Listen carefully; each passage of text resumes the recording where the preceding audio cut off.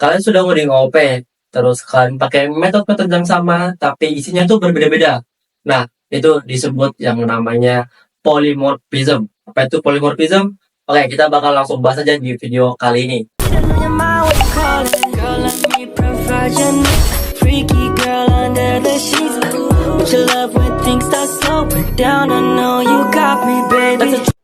Halo, selamat datang semuanya kembali di channel Pattern Case ini ya.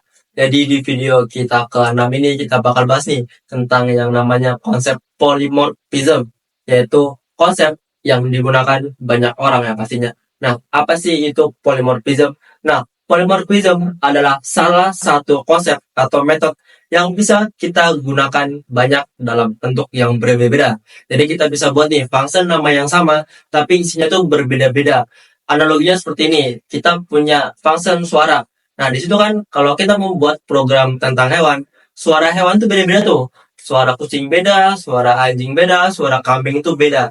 Nah, tapi kita bisa buat nih, suara-suara itu dengan isi yang berbeda, tapi dengan menggunakan nama metode yang sama, supaya kita tidak bingung untuk menggunakan suatu function atau mengingat suatu function seperti ya. Dan kenapa sih butuh polymorphism? Yang pasti yang saya bilang tadi, untuk memanggil metode yang sama, jadi kita bisa nih untuk mengetahui metode kita sendiri secara jelas dan spesifik begitu, tanpa perlu membuat metode dengan nama yang baru. Jadi kita tidak perlu nih membuat metode-metode yang banyak seperti itu. Jadi intinya konsep ini itu kita bisa buat function dengan nama yang sama, tapi isinya tuh berbeda dari tergantung apa yang kalian buat di dalamnya, oke? Jadi tanpa berlama-lama kita bakal langsung aja nih contohkan atau implementasikan codingnya di dalam codingan Pattern. Nah, di sini kita bakal buat program hewan aja ya. Di sini kita bakal buat class baru yaitu namanya class hewan.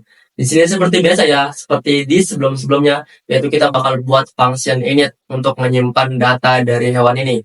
Nah, di sini kita buat aja data hewannya itu adalah nama, oke? Kemudian kita bakal buat lagi baru nih function biasa, yaitu untuk sebagai polymorphism-nya, yaitu kita buat nih function bersuara. Sini saya buat aja kelas hewan nih, isinya itu suara hewan tidak diketahui. Jadi kita anggap aja sebagai data dummy aja untuk kelas hewan ini, oke?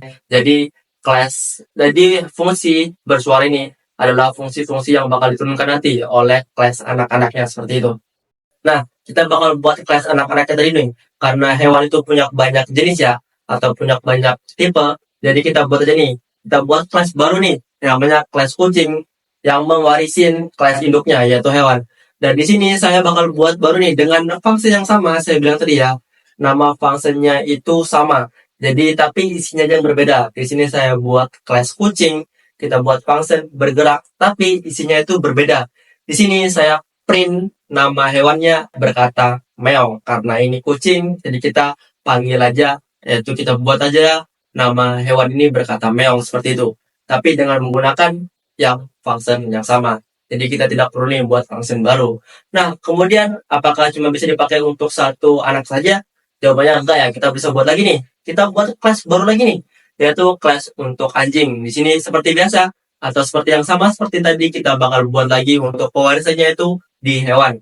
Dan kita ambil metode dari induknya, yaitu adalah bersuara. Nah, isi dari metode bersuara anjing ini adalah kita buat aja nih, berkata guguk. Jadi kita print nama hewan berkata guguk, oke? Jadi kelas anjing ini menyimpan suatu metode bergerak dengan isi yang berbeda, yaitu berkata guguk. Terus kita buat lagi nih, satu lagi dan lebih jelas nih untuk penerapan dari polymorphism. Kita buat kelas baru lagi, yaitu kita buat aja kelas burung yang ada induknya sama seperti tadi hewan. Dan sama seperti tadi kita buat class atau kita buat function baru ya. Jadi kita buat metode baru, yaitu kita bakal print dari nama burungnya dan kita berkata shoot shoot gitu. Oke, jadi di sini udah kata nih perbedaannya dari setiap class-class yang udah kita buat, tapi dengan menggunakan metode yang sama. Jadi dengan begitu kalian bisa membuat suatu metode yang sama tanpa perlu membuat metode-metode baru, tapi isinya itu berbeda. Oke, sekarang kita langsung buat aja nih. Kita bakal buat objek dari setiap kelas anakannya.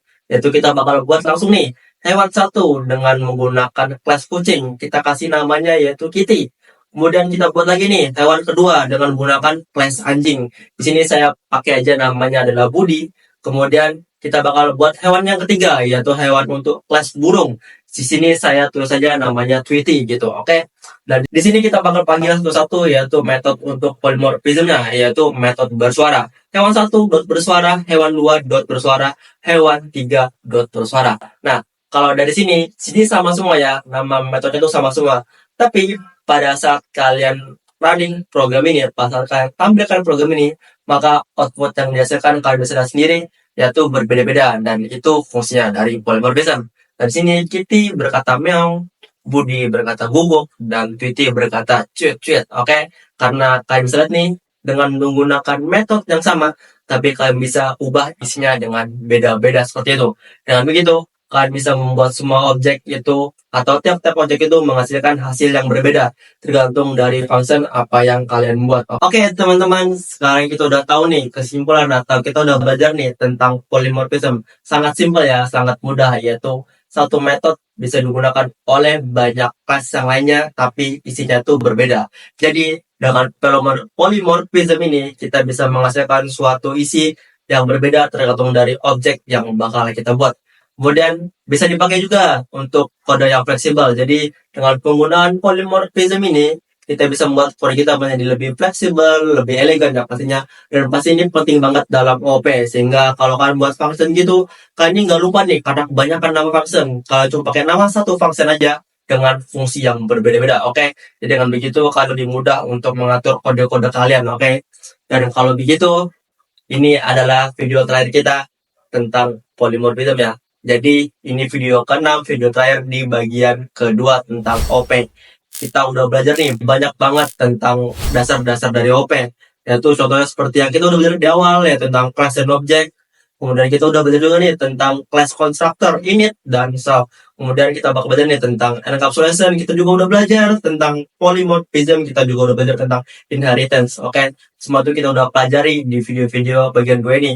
Dan itu adalah konsep-konsep dasar dari OOP seperti itu. Kalau kalian suka series ini, yaitu series pertama atau bagian pertama tentang konsep dasar dari Python, kemudian di bagian kedua kita udah belajar nih tentang OOP.